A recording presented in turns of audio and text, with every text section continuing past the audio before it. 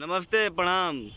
हम गीतकार फजल अभिषेक जी के रुआ लोग जानत तनी कि हमारे चैनल फजल अभिषेक ऑफिशियल जो ना हमनी के कौनो गीत आवेला त सूचना मिल जाला रोरा लोग के।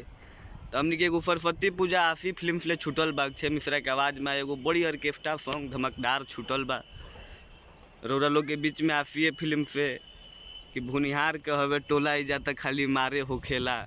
तो आप लोग वो गीत के खूब सारा प्यार दी दुलार दिए। तमाम गीत के रुआ लोग के मिलता। होली के गीत भी हमनी के छूटल बा कि जादू जी से लगवैलू हो, बबुआन से मलवैलू हो, वहू गीत के रुआ लोग खूब प्यार दुलार दी। छोड़ के जादू जी के पाने जी से पट गोइलू वो गीत के ओकरा के तब अच्छा खासा रुआ लोग 5+ कर दिले बनी।